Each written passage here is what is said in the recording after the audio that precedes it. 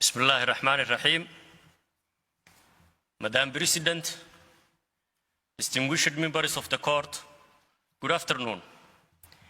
It is an honor and a privilege to represent my country in these proceedings. I come before you today carrying the hopes of the Somali people with me. We have confidently placed matters of utmost national importance in your hands, and we have done so with complete trust in your wisdom and fairness. We have full faith that this court will decide this dispute with our neighbors, our sisters and brothers, justly in accordance with international law.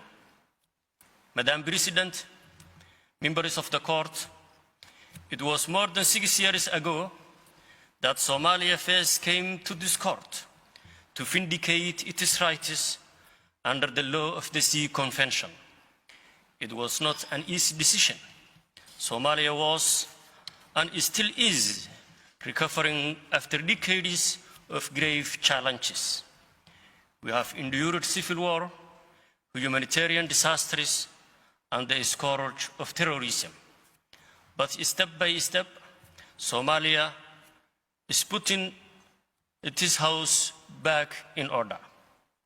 Since 2012, Somalia devoted the bulk of its energies and very limited resources inwards to critical domestic concerns, including rebuilding public institutions and safeguarding the security of our people. While there remains much that to be done, we have made substantial progress. Rebuilding our house also means tending to our fences with our neighbors. We hoped that it would be possible to settle our dispute with Kenya bilaterally through negotiations. Unfortunately, that proved impossible. Our respective views were too different and too firmly held. That is why we are here today before you. Unfortunately, some of our brothers and sisters in Kenya appear to misinterpret our actions. There are those who view Somalia's decision to initiate and pursue these proceedings as an unfriendly act. For example, at that time, these oral proceedings were initially scheduled to begin. The majority and minority leaders of the Kenyan National Assembly tabled a motion to, among other things, call on the government of Kenya to express to the United Nations the Republic of Kenya's protest against the assertion of jurisdiction by the International Court of Justice over the maritime boundary conflict between Federal Republic of Somalia and the Republic of Kenya. And explore other lawful and constitutional mechanisms for protecting the territory of the Republic, including deploying the Kenya Defense Forces to the subject boundary to undertake the responsibility of protecting the sovereignty and territorial integrity of the Republic. We understand that passions about border issues are easily inflamed, but the matter of delimitation of the maritime boundary between Somalia and Kenya has been entrusted to the judgment of this most distinguished court. The Charter of the United Nations compels all member states to resolve their disputes by peaceful means, including by judicial settlement. By presenting its application, initiating this case after negotiations failed, Somalia was carrying out an objective of the Charter by seeking judicial settlement of a dispute that the parties were unable to achieve on their own. And the court itself confirmed the priority of Somalia's recourse to judicial settlement when it agreed that it had jurisdiction over the case. This is as it should be, Madam President, because only with the court's assistance can the impasse be broken, a settlement be found, and legal certainty delivered. We are therefore deeply concerned that Kenya has decided not to appear at these hearings. In Somalia's view, this is inconsistent with Kenya's obligations under the Charter, the statute and rules of the court, and as a party subject to the jurisdiction of the court in these proceedings.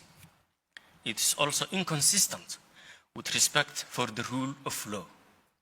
Certainly, Kenya has no grounds to complain about its treatment by the court. Indeed, in Somalia's view, the court has been generous in accommodating Kenya. It granted 3 requests from Kenya to postpone these hearings for a total of 18 months. It allowed Kenya to submit more than 4 pages of new documents on the eve of these hearings, more than 2 years after the written pleadings in this case closed. The court even allowed Kenya to submit a 315-page supplemental legal pleading, which is not contemplated by the rules, barely 10 days before the start of the hearings. Kenya thus has been afforded due process in abundance.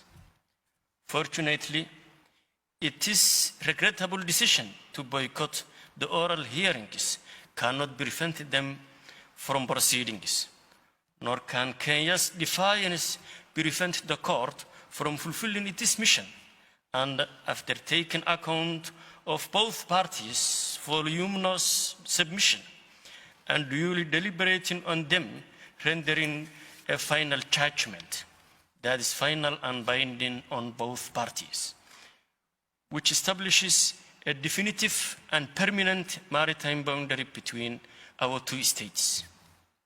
That judgment is critical to Somalia because it will enable us to secure access to the maritime resources to which the law entitles us, resources that are potentially some of Somalia's most valuable assets, is vital to ensuring the future stability and prosperity of our nation. Those resources will play a major role in assuring Somalia's continued development in a way that benefits all our people. Madam President, on the merits, this case is actually quite straightforward. Both Somalia and Kenya are parties to the United Nations Convention on the Law of the Sea.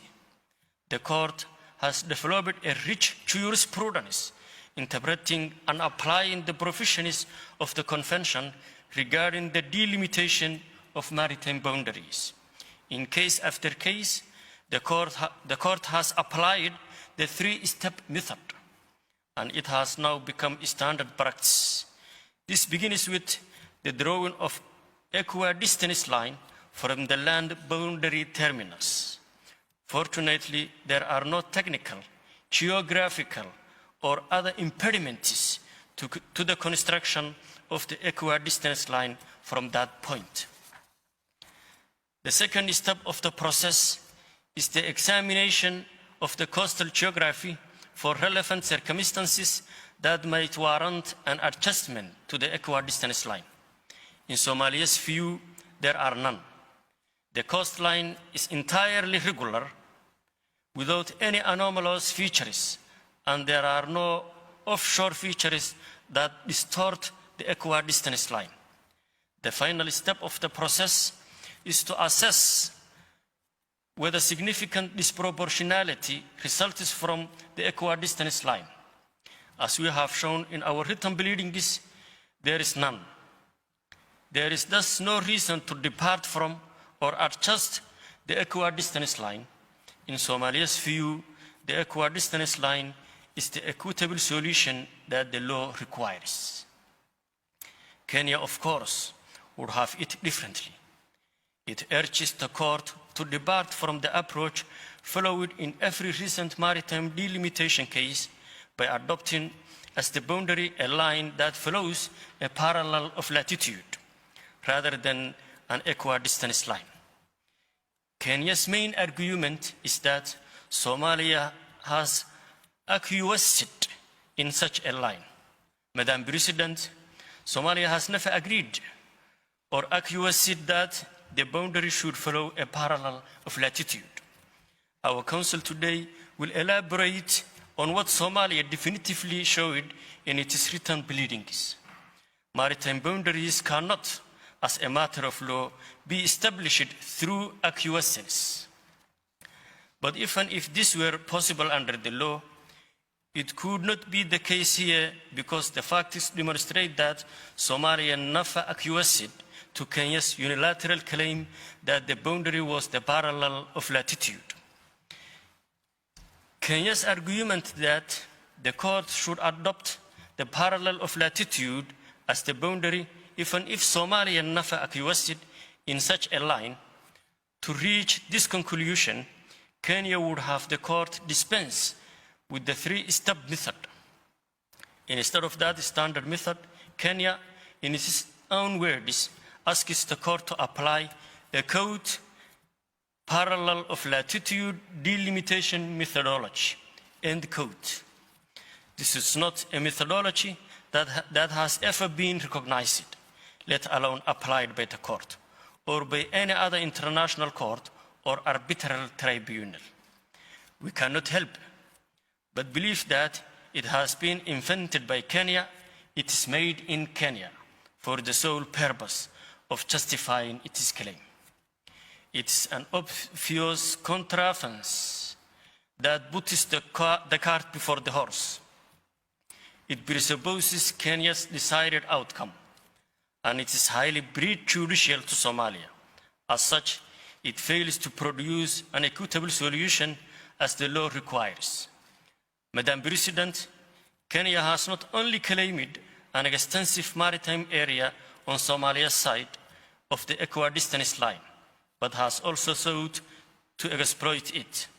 In particular, Kenya has authorized exploration activities, including seismic testing and drilling a well in the maritime zone claimed by Somalia. Somalia considers that these activities in a disputed area violate UNCLOS and customary international law. In its written pleadings, Somalia called for full reparation, including compensation for these violations.